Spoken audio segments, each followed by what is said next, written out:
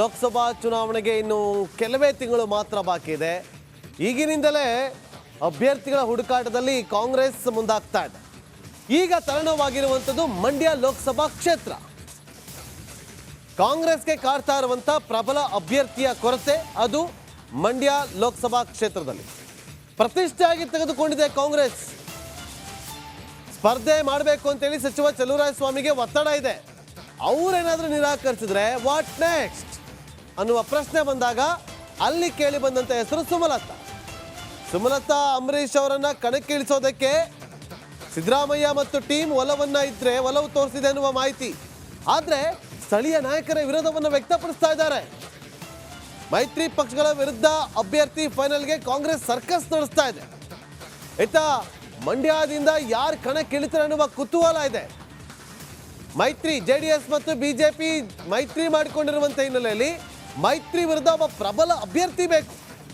ಹಾಗಾಗಿ ಸಿದ್ದರಾಮಯ್ಯ ಬಣ ಸುಮಲತಾ ಅವ್ರನ್ನ ನಿಲ್ಲಿಸಬೇಕು ಅಂತೇಳಿ ಒಲವು ತೋರಿಸಿದ್ರೆ ಸ್ಥಳೀಯ ಮಟ್ಟದ ನಾಯಕರು ಮಾತ್ರ ಬೇಡ ಅಂತಿದ್ದಾರೆ ಎನ್ನುವ ಮಾಹಿತಿ ಈಗ ರಿಪಬ್ಲಿಕನ್ಗೆ ಎಕ್ಸ್ಕ್ಲೂಸಿವ್ ಆಗಿ ಮಾಹಿತಿ ಲಭ್ಯವಾಗಿದೆ.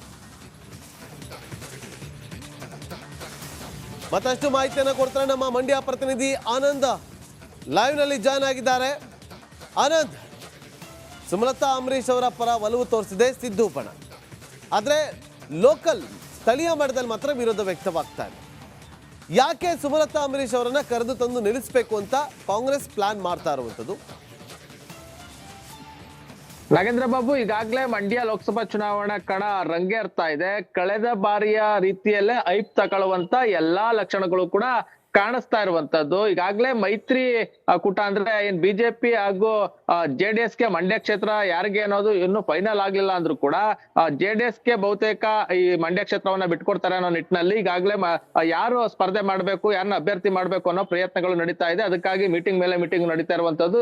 ಎಲ್ಲ ಒಂದ್ ಕಡೆ ದೇವೇಗೌಡರ ಕುಟುಂಬಸ್ಥರೇ ಮಂಡ್ಯದಲ್ಲಿ ಸ್ಪರ್ಧೆ ಮಾಡ್ತಾರೆ ಅನ್ನೋ ಮಾತು ಕೇಳಿ ಬರ್ತಾ ಇರುವಂತದ್ದು. ಅದಕ್ಕೆ ತಕ್ಕಂತೆ ಪ್ರಬಲ ಅಭ್ಯರ್ಥಿಯನ್ನ ಕಾಂಗ್ರೆಸ್ ನಿಲ್ಲಿಸಬೇಕು. ಈ ಬಾರಿ ಯಾವುದೇ ಕಾರಣಕ್ಕೂ ಕೂಡ ಮಂಡ್ಯ ಕ್ಷೇತ್ರವನ್ನ ಬಿಟ್ಕೊಡ್ಬಾರ್ದು, ಕಾಂಗ್ರೆಸ್ನೇ ಗೆಲ್ಸ್ಕೊಳ್ಬೇಕು ಅನ್ನೋ ನಿಟ್ಟಿನಲ್ಲಿ ಈಗ ಪ್ರಯತ್ನ ನಡೀತಾ ಇರುವಂತದ್ದು. ಸಾಕಷ್ಟು ಆಕಾಂಕ್ಷಿಗಳಿದ್ರು. ಯಾವಾಗ ದೇವೇಗೌಡ ಕುಟುಂಬಸ್ಥರೇ ಬರ್ತಾರೆ ಅನ್ನೋ ಒಂದು ಮಾತು ಕೇಳಿ ಬಂತು, ಆಗ ಆಕಾಂಕ್ಷಿಗಳು ಹಿಂದೆ ಸರಿಯೋದಕ್ಕೆ ಶುರು ಮಾಡಿದ್ರು. ಚಲುವರಾಯಸ್ವಾಮಿ ಅವ್ರನ್ನ ಅಭ್ಯರ್ಥಿ ಮಾಡ್ಬೇಕು ಅನ್ನೋ ನಿಟ್ಟಿನಲ್ಲೂ ಕೂಡ ಪ್ರಯತ್ನ ಮುಂದುವರಿತು. ಆದ್ರೆ ಚಲುವರಾಯಸ್ವಾಮಿ ಅವರು ನಾನಾಗ್ಲಿ ಅಥವಾ ನನ್ನ ಪತ್ನಿ ಆಗ್ಲಿ ಚುನಾವಣೆಯಲ್ಲಿ ಸ್ಪರ್ಧೆ ಮಾಡೋದಿಲ್ಲ ಅನ್ನೋದನ್ನ ಸ್ಪಷ್ಟವಾಗಿ ಹೇಳಿದ್ರು. ಇದು ಒಂದ್ ರೀತಿ ಕಾಂಗ್ರೆಸ್ ಹೈಕಮಾಂಡ್ಗೆ ತಲೆನೋವು ಅಂತಾನೆ ಹೇಳ್ಬೋದು. ಯಾಕೆಂದ್ರೆ ಪ್ರಬಲ ಅಭ್ಯರ್ಥಿ ಆಗಬಲ್ಲವರಾಗಿರುವಂತ ಚಲುವರಾಯಸ್ವಾಮಿ ಅವರೇ ಚುನಾವಣೆ ಕಣಕ್ಕೆ ಮುಂದಾಗೋದಿಲ್ಲ, ಚುನಾವಣೆಗೆ ಸ್ಪರ್ಧಿಸೋದಿಲ್ಲ ಅಂತ ಹೇಳಿದಾಗ ಮತ್ತೊಬ್ಬ ಪ್ರಬಲ ಅಭ್ಯರ್ಥಿಯನ್ನ ಹುಡುಕಾಟಕ್ಕೆ ಮುಂದಾಗಿರುವಂತದ್ದು. ಯಾರೇ ಸ್ಥಳೀಯವಾಗಿ ಅಭ್ಯರ್ಥಿಯನ್ನ ಮಾಡಿದ್ರು ಕೂಡ ಜೆಡಿಎಸ್ ನ ಎದುರಿಸಬೇಕು ಅಂದ್ರೆ ಒಂದಷ್ಟು ಪ್ರಬಲವಾಗೇ ಇರಬೇಕು. ಹಾಗಾಗಿ ಪ್ರಬಲ ಅಭ್ಯರ್ಥಿಯನ್ನ ಹುಡುಕಾಟಕ್ಕೆ ಈಗ ಮುಂದಾಗಿರುವಂತದ್ದು. ಈಗ ಸದ್ಯಕ್ಕೆ ಒಂದಷ್ಟು ನಾಯಕರುಗಳಿಗೆ ಕಾಣಿಸ್ತಾ ಇರುವಂತದ್ದು ಅಂದ್ರೆ ಸುಮಲತಾ ಅವ್ರನ್ನ ಪಕ್ಷಕ್ಕೆ ಕರೆತಂದು ಅವ್ರಿಗೆ ಟಿಕೆಟ್ ಅನ್ನ ಕೊಟ್ರೆ ಒಂದಷ್ಟು ಫೈಟ್ ಅನ್ನ ಕೊಡ್ಬೋದು, ಗೆಲ್ಲೋ ಸಾಧ್ಯತೆಗಳು ಹೆಚ್ಚು ಅನ್ನೋ ಒಂದು ಲೆಕ್ಕಾಚಾರ ಇರುವಂತದ್ದು. ಅದೇ ರೀತಿ ನಿಟ್ಟಿನಲ್ಲಿ ಏನೋ ಸಿದ್ದರಾಮಯ್ಯ ಅಂಡ್ ಟೀಮ್ ಸುಮಲತಾ ಅವ್ರನ್ನ ಕರ್ಕ ಬರ್ಬೇಕು ಅನ್ನೋ ಅಭಿಪ್ರಾಯವನ್ನ ವ್ಯಕ್ತಪಡಿಸ್ತಾ ಇದ್ದಾರೆ. ಆದ್ರೆ ಸುಮಲತಾ ಅವ್ರನ್ನ ಕರ್ಕ ಬರೋ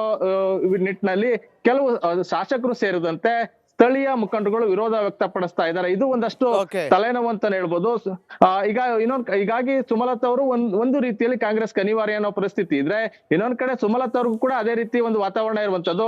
ಕಳೆದ ಬಾರಿ ಏನ್ ಅನುಕಂಪ ಅಥವಾ ಒಂದಷ್ಟು ವಾತಾವರಣ ಇತ್ತು, ಪಕ್ಷೇತರವಾಗಿ ಸ್ಪರ್ಧೆ ಮಾಡಿದ್ರು, ಅವ್ರು ಗೆಲ್ಲುವಂತ ಎಲ್ಲಾ ಸಾಧ್ಯತೆಗಳು ಚುನಾವಣೆ ಮೊದಲೇ ಒಂದಷ್ಟು ಗೊತ್ತಾಗ್ತಿತ್ತು. ಆದ್ರೆ ಈ ಬಾರಿ ಆ ರೀತಿ ಕಾಣಿಸ್ತಾ ಇಲ್ಲ.